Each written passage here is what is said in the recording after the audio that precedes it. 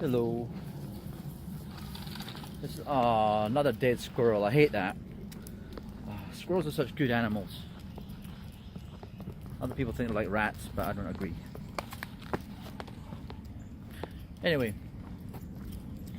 I want to speak about the next collapse.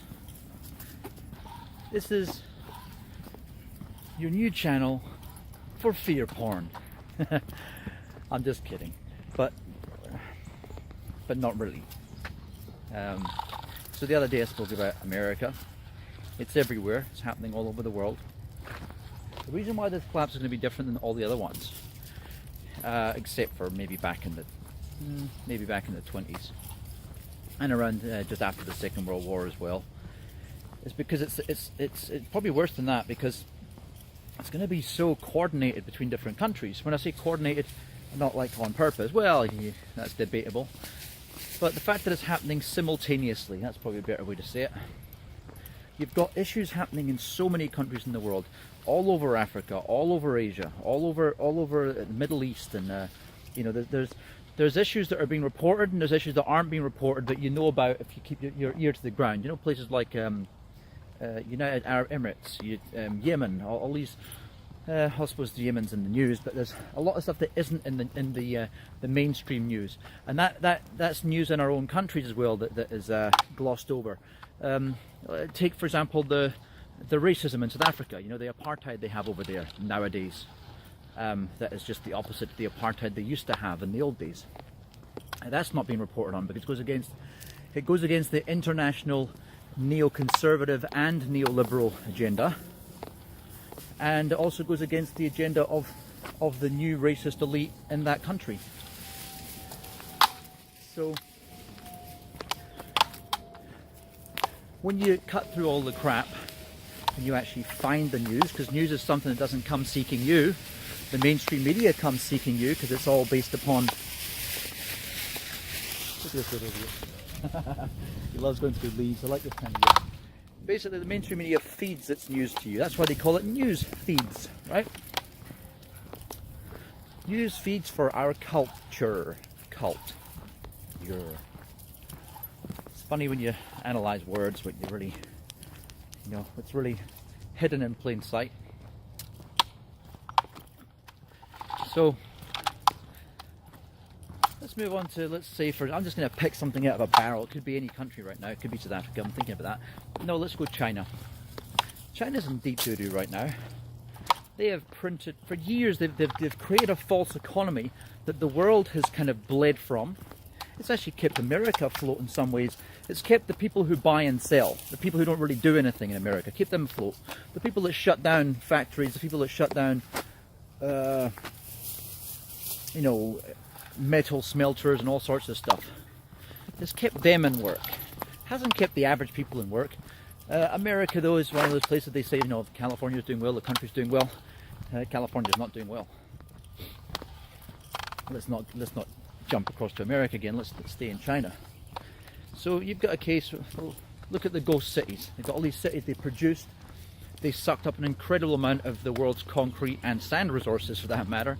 There was actually there's places that were basically starting to sink into depression levels, means going below sea level, because of the amount of sand that was taken away to the Chinese market. Because also in Dubai as well, the strange thing is certain sand is not good for aggregates. So even though they have all this sand in certain deserts in the Sahara and all these places, they have to get sand from other places. So getting back to the point, all that building work, you've got these, well, you've got a mixture of good building in China. It's not all low quality building, but a lot of it is.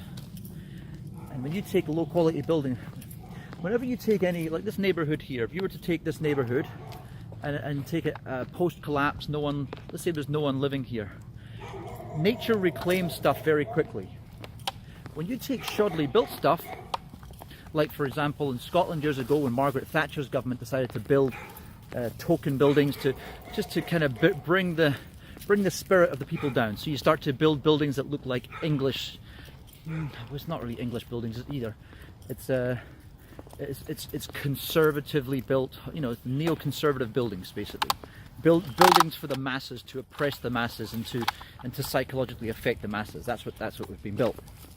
So when you do that in a country like Scotland that has horrendously crap weather, it doesn't take long before it returns to nature, and that happened with a lot of these 70s buildings they produced there, to buildings they produced to make the little man feel like the little man. You can't have us feeling proud about our country. You have to start producing grim buildings that make people know their place. That's the role of the conservative in the UK, is to let the average person know their place. So in China they built these, there's now ghost cities, and they built them for these people that would move in. I mean, you've got a horrendously huge population. I used that word again, damn it. This massive population. They could be using them, but they're not, because they all want to go near Shanghai and all those hundreds of cities that are outside Shanghai and other areas, Guangzhou and all that. And so just to give you an example of how huge they are, I've got a friend who is living in Suzhou, and it's just in the outskirts of Shanghai. 10 million people. 10 million people is too small to make it onto the weather forecast for Shanghai. That just gives you an idea of scale of what you're talking about out there. And these, and the same way the Russian oligarchs, when they started implementing capitalism, because China is not a communist country, it's a mixture of communist, socialist, and crony capitalist as well. Probably the best way to, probably crony capitalist, like America. America's a crony capitalist country. I don't think there's any capitalist countries in the world really.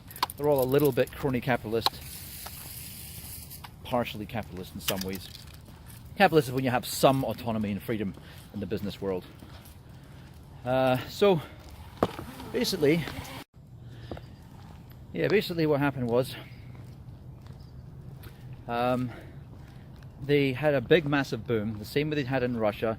You have a certain amount of people, because of the vast population. When you first get capitalism in anywhere that's got a huge population, those first capitalists are going to corner the market and become extremely wealthy, right? It's just the nature of it. So that's exactly what happened there. It's what happened with the oligarchs. What happened there? It's happened in America. The Carnegies and the Rockefellers, the same kind of thing. Once you get organized corporations, and once that feeds the government, so you get the backhanders and stuff, then inevitably you get that that vicious cycle and that kind of satanic partnership of business and government, and they boom. They make a lot of money. They make obscene wealth, and it's a difference between a true capitalist understands that you can make money, you make profit, and I mean that every business and every human being, every life form is parasitic to a degree, but what defines a true parasite is something that doesn't have any concern for its host. So a true parasite will actually kill the host, and that is the nature of the banking system. It's the nature of corporations in the crony capitalist America, not in the capitalist America, but in the crony capitalist America, and other crony capitalist countries like the United Kingdom, which is partially socialist and crony capitalist. So China is really heading for an absolute disaster. And see, America could actually still do okay. It's like the jury's out with America. Its money could collapse. Its money should have collapsed a long time ago and didn't, right? But China, on the other hand, they've already built the stuff. They've already got all the factories in place, and the economy's screwed. See, America could make a new fake currency tomorrow. Just take SDRs, for example, standard drawing rights. That's meant to be the Fed's way and the international banking sector's way, the central bank's way of protecting them against the dollar collapse and the pound collapse, right? And those two things are inevitable. Just like no currency has lasted over 100 years. Those things are inevitable, right? So what you'll find is America could actually create jobs by, if they let the cat out of the bag and say, look, just so you understand here, this economy we've had for the last so many years, last 100 years, it's been built upon things that are completely fake. We've been printing money it's not based upon wealth. We've just been creating it out of thin air. Hey, but you guys have happily worked for that money and built this great country with this fake money. So look, now that we all know and the secret's out of the bag, just can you please let us do it again, people? We don't have to move to real money like cryptocurrency or back to other old real money like gold. We can move to new fake money. Come on, guys. It worked before. Just believe in it. That's all it takes. And they'd be right, because that's all it does take. Because I mean, as much as I go on about Bitcoin and about gold and silver, the reality is things are only worth what we decide to make them worth. I mean, why is lead not worth as much as gold? Why? I mean, I know the usability factors in jewelry, but there's a lot of uses for lead. It's extremely cheap. You know, it's perceived value. It's perceived beauty. You know, like we've got a lot of gold, like tungsten, all these sort of things that we could make jewelry out of them. It's a perceived value. So anyway, they could reboot the fake economy and actually effectively kick the can down the road 2.0, because they've been doing kicking the can down the road for a long time here. I don't really believe that China can do that, and that's another reason why I think in this series talking about the global collapse and why it's going to happen, and it's very likely to happen around the 11th of November. But hey, even if it doesn't, I'm not going to say, oh God, I was wrong. I don't care, right? It's going to happen at some stage. It should have happened already. So the people who have been wrong, like your Jim Rickards, Mike Maloney, all these people, Jeff Berwick, it's not that they're wrong, it's that they didn't count upon the fact that the powers that be have found a new charade. They've found a new bait and switch tactic, and all of the above. They'll always find little tactics to basically lie to the people. That's not being wrong. It's just not counting on a tactic. That's all, or not foreseeing a tactic. I can foresee. That's what I'm saying right now. Tactics the US will use will be to print another fake note, and they're already doing it. As I say, the SDR is already there. But we need to understand that there's different driving agendas. So China it has the government that's filled with selfish people, just like anywhere. But different cultures lead like, so for example, Japan, they have a despicable system. They're, for example, Mt. Gox, the biggest ever the biggest ever fraud against people, against the public, was committed in Japan, in the crypto space, that is. And that was the Mt. Gox theft of around about 800,000 Bitcoin. 200,000 of those we can see that are with what's called the Mt. Gox trustee now, and that was allowed to happen. That absolute farce was allowed to happen by the Japanese legal system, the Japanese government. They effectively stole off the people. I also don't believe that the other 600,000 coins were actually hacked, stolen, because of because of how secure blockchain technology is, and especially back then in comparison to it wasn't like a 51% attack or something like that. And the thing is, you're talking about a back-end database, not some front-end system here. People who understand IT and systems, and especially high-end systems and exchanges, understand it's extremely highly unlikely. It's as likely that I'm going to see a flying giraffe there just coming up. Oh, all right, okay, I spoke too soon. But you know what I mean? It's not going to happen, and it didn't happen. That happened as a coordinated effort.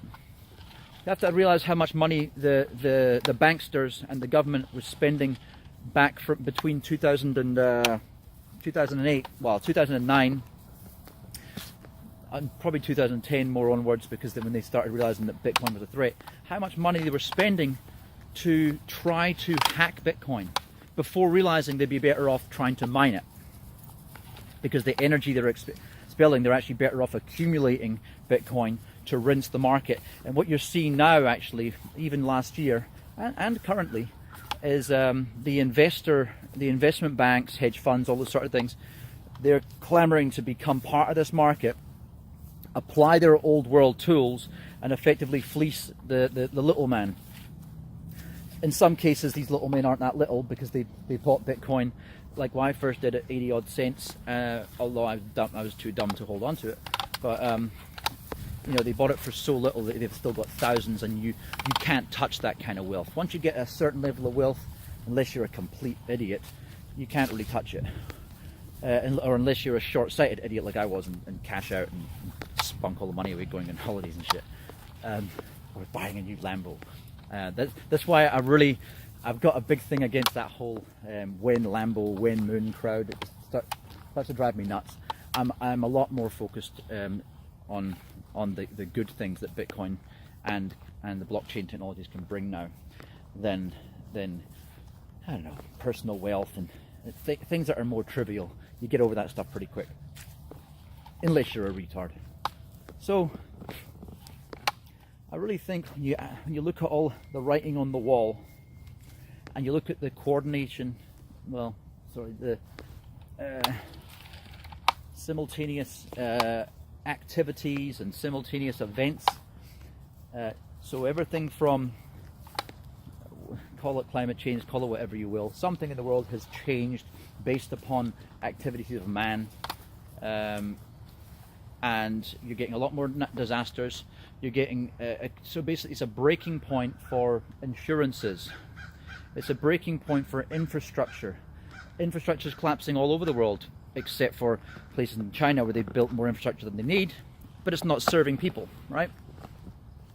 So what are they going to do with that? Well, it's going to crumble before people have a chance to even live in it. And let's say, for example, it goes 10, some of these places are like up to 10 years old and they've got no one living in them.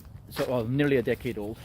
And they're all already starting to crack, and plaster's falling off, and the roads have got crap all over them, and the malls have already got things falling down, and there's no shops open in the mall. Even when you do open these places up, they'll be so weathered by the harsh Chinese winter and the hot Chinese summers, you know, that they're just going to be falling apart. They're going to be ghettos in the sky, just like I've explained ages ago. I may as well cover UAE and Dubai. When I was looking around Dubai years ago, and everyone was buying stuff on what's it called, on plan or off plan, that's right. So I had some friends as well putting money into these off plan things, and I'm like, yeah man, I should do it. And I'm like, And I always thought to myself, you know, when I bought my first place in Edinburgh in Scotland, I was 22 I think, and I thought to myself, well, you should never really buy a place that you wouldn't, when things go crap, because my dad was trying to warn me against buying a place, and you know, he was reminding me about these crashes back in '86 and stuff, and '87. It was '86, about negative equity and things. And I thought to myself, well, I suppose if you buy a place that you would not mind living in, like push come shove, shit at the fan, that you would actually, you would say, I could be happy here. I could get a job here. And then I thought, yeah, well, I would live in Edinburgh. I actually like Edinburgh. I was living in London at the time, but then I bought the place anyway. Well, that's the way that I thought about it back then. Would I, when shit hits the fan, would I want to live in Dubai? And I actually said the same thing in Australia. I used to live in the Gold Coast in Australia, and all these big, the Q1 building went up. It was the tallest building in Australia, I think, at the time. It might have been just in the Gold Coast, but I think it was the tallest building in Australia. Something like 100 floors or 80 floors or something like that. And I watched all these things go up in a short space of time, this big boom. And whenever I see boom, the first thing I think, if something grows too quickly, I think collapse. I went against that last year with Bitcoin, for example, because I thought it was going to keep on going. A lot of us got it wrong, but I thought it was going to keep on going because it was the first time ever that mainstream media had stopped ignoring the industry. I thought there's enough people who are not aware of it for this bubble to go quite a while. But hey, it doesn't matter. I'm still doing okay. I got back into Bitcoin when it was only like $100, so it's not the end of the world or anything. You know, it's still worth $6,000 now each coin, so, or 6.5. So it's not like I'm destitute or anything. So that's what I thought about the UAE, and the same thing will be happening about China. I know that there's a lot of these little towns over there where the wealthy elite and the kids of the wealthy elite are living in them, and they're paying horrendously stupid money. And it's all about, the thing about, this is the same with a lot of parts of Asia, Japan and China. Some of the places I found in Japan, for example, right, you can get not only rent places cheap, like Kofu. My cousin lives in Kofu, just outside Tokyo, right?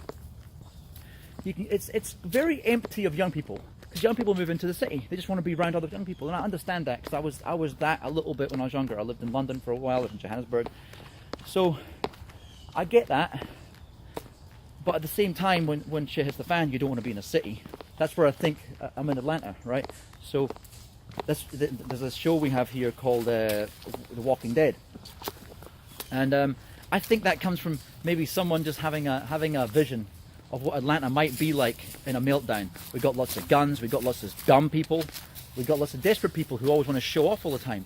That's a horrible combination, and I think China doesn't have the same stuff going on. It's quite like that. But what it does have is what Russia had years ago when they followed communism. It has that desire for flashy things and bling, and people that will do anything to get it. And I think you'll see America, China, and to a lesser extent Russia, because it's kind of worn off that it's worn off the worst effects of what it had when it got fresh into capitalism. Whereas I don't think China has as much. The women there are, and I know Russian women are terrible as well at this, you know, so narcissistic and flashy. But it really is a big thing in China as well, man. You've got to see the women out there are some of them have no soul. You know what I mean? It's just like, what can this guy bring me? You know? I mean, I'd say if you live in China today and you're not going MGTOW, you're setting yourself up for a bad life as a guy. You know what I mean? That's just my opinion. Actually, I had one recently. I was in the island Hokkaido, snowboarding there about a year or two, maybe 2 years ago. Yeah. And this girl, a bit of a honey, not anything to write home about. I started speaking to her. She only spoke a little bit of English, and my friend translated for me. He's a Kiwi, but he lives in. He's a Chinese Kiwi who lives in Shanghai as well. And he goes, "Oh no, bro." She says she doesn't date white guys. And I thought, you racist. I thought, actually, don't mind that. You know what I mean? I'm not going to be. Oh, I'm shocked. She said something racist and it offended me. You know. Although the world is, you know, attack the white man, racist against whites at the moment, I actually don't care. If a black girl or an Asian girl doesn't want to date me because I'm white, I kind of, I've got a bit of respect for that. You know, it keeps her dad happy, whatever it is. You know, people have got their own reasons for being bigoted. You know, it's not for me to tell them how to think. Anyway, I've just sidetracked there, but I think the situation, and you add to the mix the trade war between Trump and China, right? And I think he's doing the right thing, because America has to do something. There is a kind of one-sided thing going on with America and other countries when it comes to trade. We'd be idiots if we don't say that we see it, especially when pointed out to us. So I do think that Trump is doing the right thing. Rumble! I don't want to have these barking dogs in that direction again. So what I believe will happen is that my dog's a little bit deaf now. He doesn't hear. There's no point shouting him because he won't hear a thing. He's 13 years old. Poor little guy. So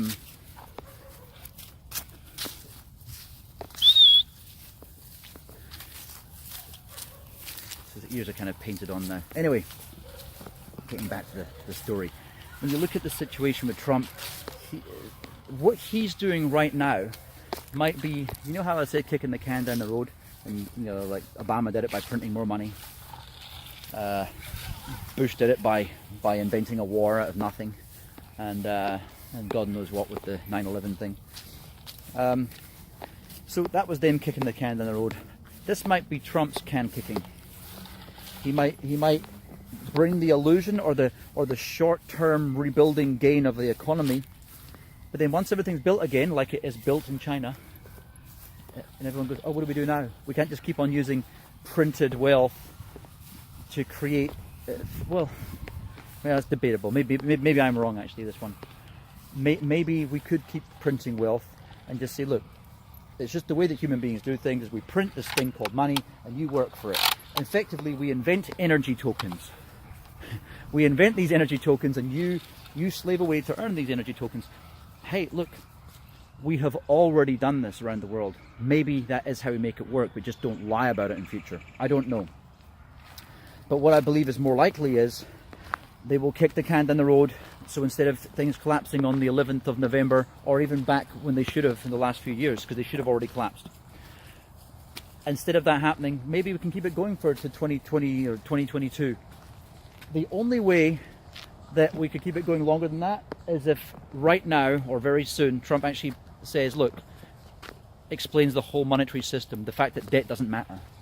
If it did matter, then two countries that were basically insolvent years ago, America basically took all the world's gold, and Britain had nothing left. It was the reserve currency of the world, and it somehow managed to, you know, pull off a few scams, which is effectively the banking scene. So America, Hong Kong, Shanghai, well, mostly America. So basically New York Stock Exchange, Chicago, London, and Hong Kong. These places just basically lived on fake money, and they've been doing so ever since. And we all drunk the Kool-Aid, and now they a few times they've taken the Kool-Aid and put it into a different bottle. It's the same Kool-Aid, still pissed in Kool-Aid, and we've all kept on drinking it, right? So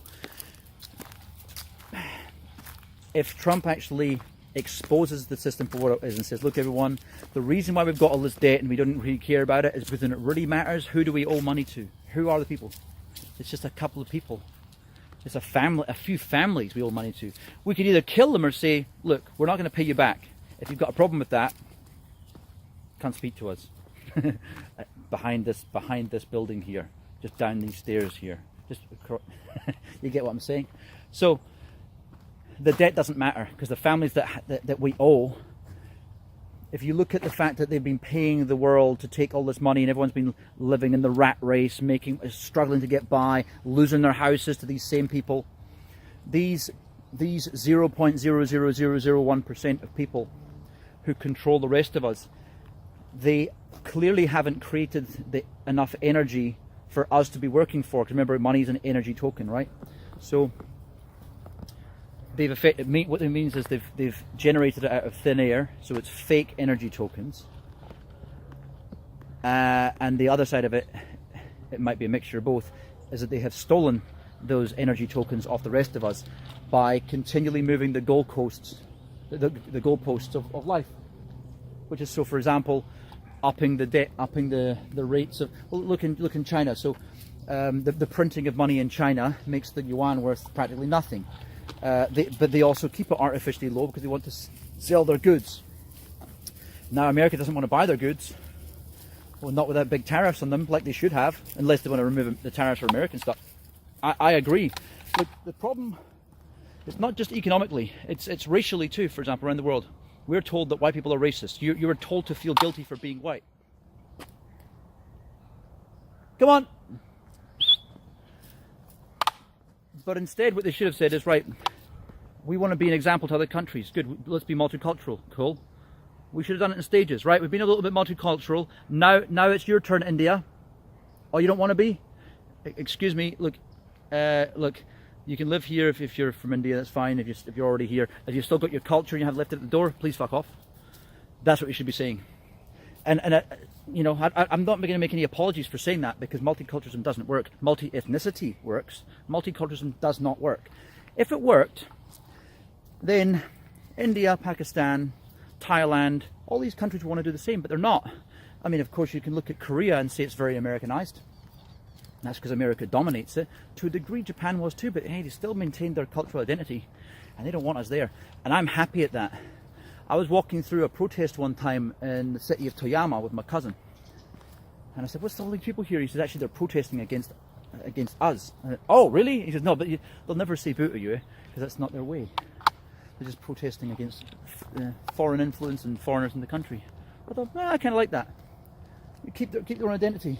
I don't mind having to learn that I shouldn't do these certain things. I don't mind being told that because I've got tattoos, I can't go in many onsens, many spas over there, right? I accept it. Fair enough. That's their way. I get to snowboard in their awesome mountains, trying to steer clear of the Fukushima power station, which it looks like Israel attacked. But who knows? It's just a theory that seems to hold a lot of water, a lot of weight. So in the end, this series of economic hitmen all around the world, mixed with the progressive events, you know, America losing jobs, America perceiving other enemies, it must be their fault. Never mind the fact that it's the fault of the greedy crony capitalists that have never been satisfied with. You can't just be satisfied with a $500 billion super yacht. No, you've got to have more and more and more. And the people never look at that. No, it's the American dream. What a load of horseshit. It's not the American dream. The American dream is to have the opportunity. Same as these ultra liberals. Oh, the American dream is that we'll have equality in this, and we'll have, and you'll go down to the post office, and there'll be 4 white guys and then 4 black guys, because that's the ratio of society. Well, it's not even like that. It's actually mostly black people who are given public jobs to actually change the figures. And what you end up having is affirmative action, which is racism, and then you get the hiring of more black people in government offices, which doesn't really help anyone, including black people that are getting hired for it, because you're getting given a congratulatory token job instead of one that you worked hard for. And you're going to be crap at that job, like most people are down in the public offices, whether white or black, or any other colour for that matter. And you have what you have. Things just grind into the dirt. You have someone who gets a job as a shelf that I saw one time in the USCIS. The dude was literally holding these things. Which form do you want? This form, this form. I'm like, oh my god, that guy could be replaced by a shelf. And this is why we're seeing collapse. It's the insane amount of false empowerment. I don't mind empowering someone. Let someone be empowered. Let them have equal opportunity, not equal outcome, right? So in other words, these jobs are open to man, woman, child. I'm just kidding. Man, women, or whatever color you are. For everyone to you know, have a stab at. And if you're the best person, then you will get the job and you will flourish, and then you know you can get the glory that comes with it. But don't give someone fake glory. There's no worse way to belittle someone really than to give them a pat on the head and patronize them. And that's what we've been doing way too long in the kind of libtard side, which is libtards are not liberals at all. The same as the fascist right, neo-Nazi. They're not right either. They're not conservative. They're not libertarians. Libertarians means freedom for everyone. It doesn't mean freedom because you're white, or freedom, you know what I mean, or freedom because you're black, whatever. Whatever the slant is that you have.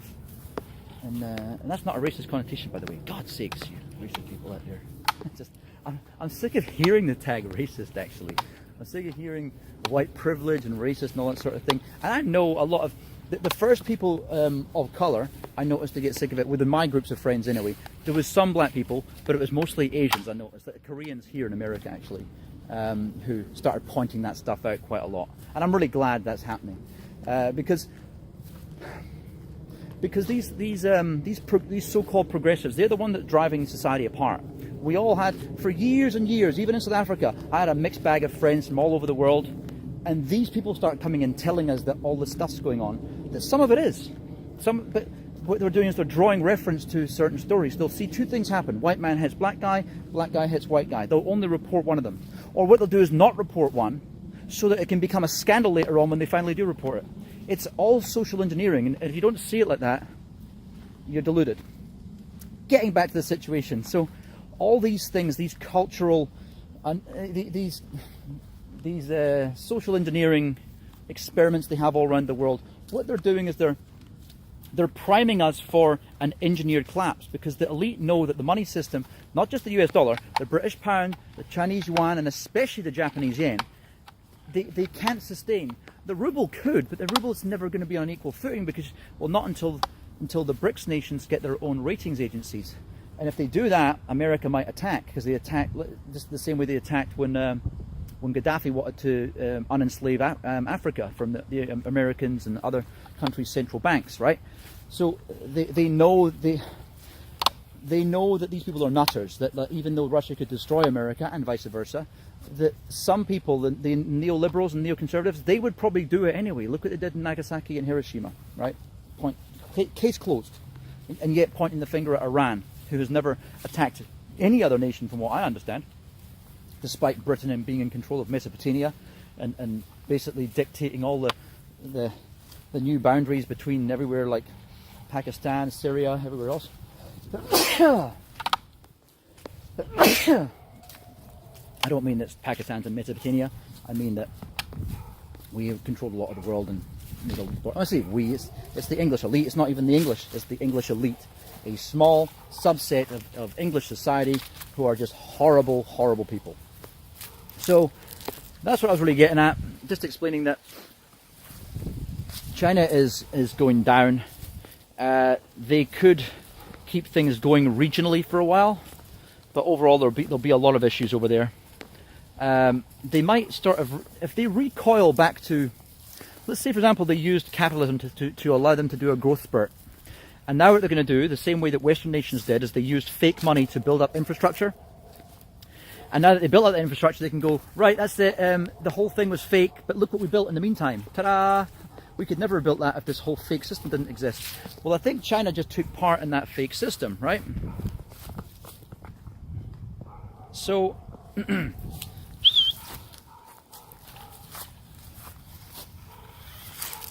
so basically,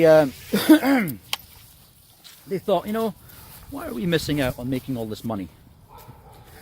We could take part in this. We don't even have to change from being communist. We can just become a communist/capitalist country for a while. Maybe that's their game. Now, this is the only caveat I have to this argument. If China has done that to bring themselves a little bit forward and then basically climb the mountain and put a peg in so they can only fall so far, then I take my hat off to them. That's a good strategy. They've done very well. You could probably say the same for Japan if it wasn't for what was possibly engineered to happen at Fukushima, which is a real shame. It's such a beautiful country. But yeah, they basically built. If you look at all these countries like China and America, and Russia, they're kind of, well, China was pushing crypto away, but China and America were definitely pushing crypto away. Sorry, Russia was the one who was pushing it away and stopped. And say India's pushing it away as well, because they're scared of economic collapse. I'll get to that one some other time. But basically, let's take China and Japan. So Japan they are acting like they're against crypto, and they are very regulated. Like, you try to go into the ZAFE. I don't know if anyone who's in crypto has ever used the ZAFE exchange before. What a pain in the backside to get on that one it is. And they had a hack recently too. I actually gave up trying to get onto it. So what Japan are doing is actually sneakily, trying to pretend to be against crypto while being for it. I mean, the whole Mt. Gox thing was engineered so that they could actually have 200,000 bitcoins in Japan on top of what people own. That's a very strategic move if people haven't noticed it, because understanding that Bitcoin will reach $1 million easily and surpass that, when you say 200,000 bitcoins. There was 800,000 that were stolen, and you'll probably find that all the remaining 600,000 were probably shared between the hackers that maybe Japan and America possibly hired to do it. This is just a theory. I'm just saying it's a very plausible theory, given the fact that these North Korean hackers might be some of the best in the world. I can't remember the name of the group again. But they probably went halvies, or probably give them a percentage for hacking in. So they probably give them a backdoor in, make it look like a hack, make it look like it wasn't us, make it look like it was Russia or something. Just like the DNC situation over here with Russiagate, make it look like it was the Russians did it, because it's the one country we'll never attack. So we'll say we're going to attack them because we want to build weapons. So basically going to sidetrack here. The situation that's happening right now with Russia and America, I think that it's a smoke screen. What is America are probably scared of the someone else actually mentioned this, can't remember who. There was the agreement that we had with Russia about long-range ballistic missiles, right? And it's just insane that America would cancel that agreement, because Russia aren't doing what they say they're going to do. Well, America is increasing its arms all the time. Russia's complying, America's not complying. It's actually America, as usual, that doesn't comply. It goes against the rule of law, against international law, and against treaties. It's them all the time. It's, well, England as well, right? They don't mind flouting law. It's because they really believe, the elite in our countries believe that we are above all laws, that they are above all laws.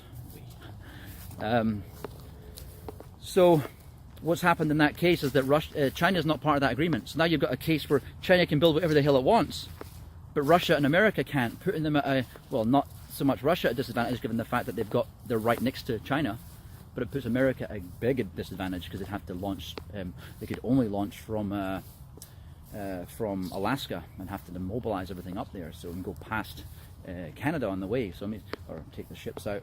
It's a lot of work, right? So I think the reason for that is actually because of China, but also to spread the fearmonger thing. It's the useful boogeyman again. Oh, it's Russia again, who have no threat to us because they don't want to destroy the world. Russia that sold us the whole state of Alaska for something like $1 million. Our old enemies who sacrificed 20 million of their people to defend us against Nazis. Yep, that's what we call enemies. This is why we know our countries are run by evil people. Because so was Russia before under Stalin, but that was their kind of guy, you know. Stalin was Winston Churchill's kind of guy. Winston Churchill was a horrible demon of a human being, if you can even call him a human being. Fat turd that he is, fat elite turd. So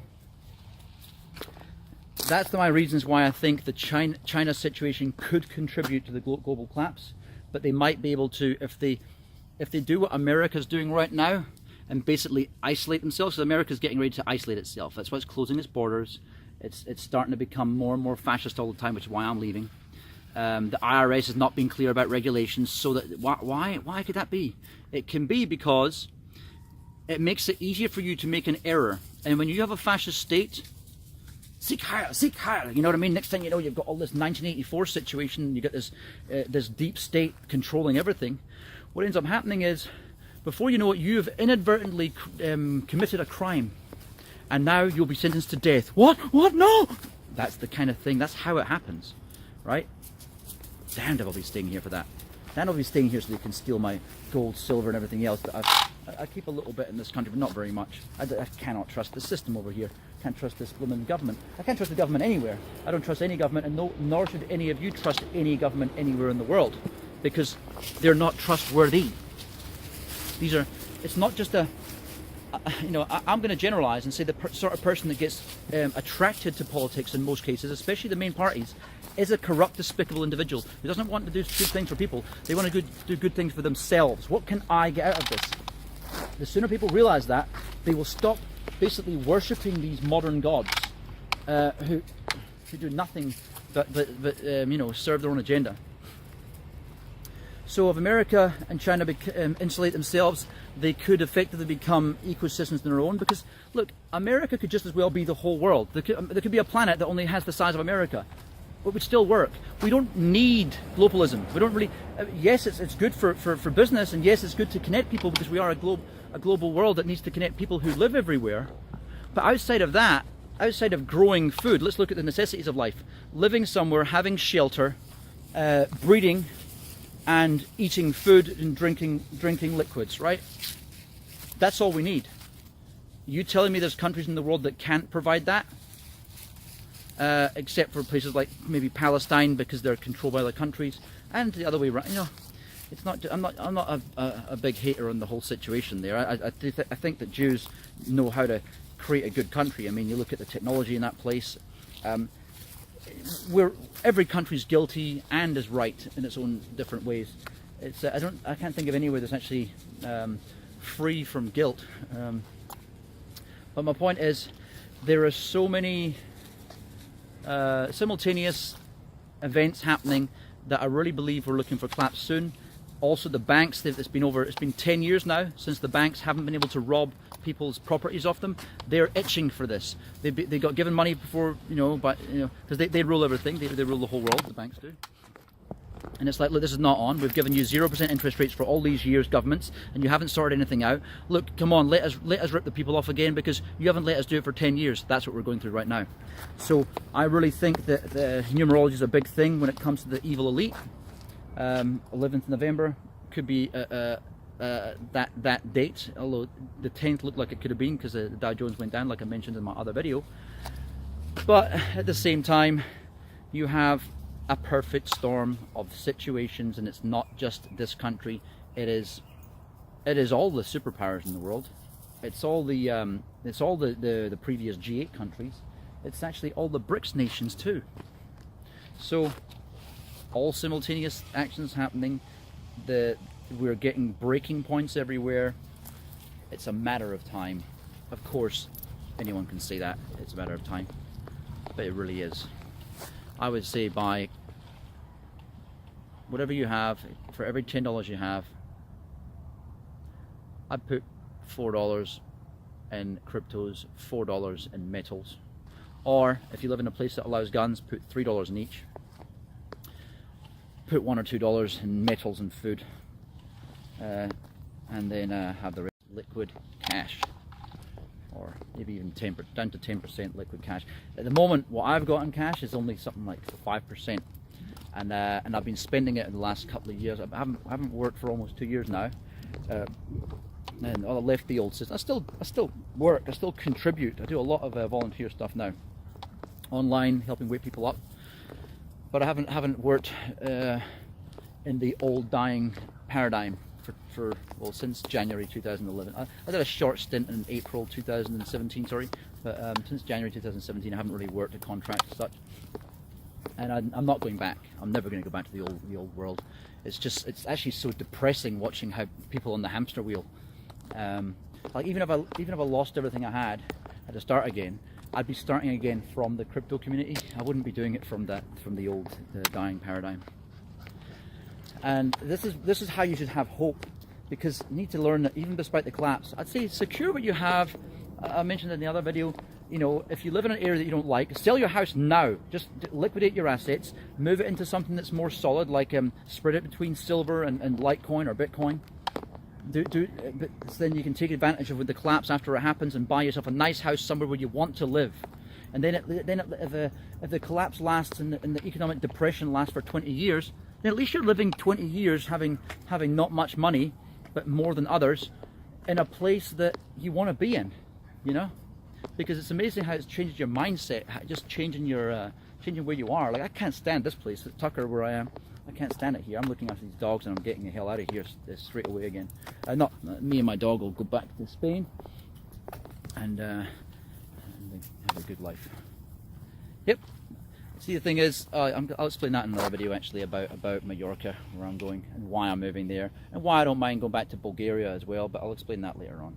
Anyway, have a good day. Oh.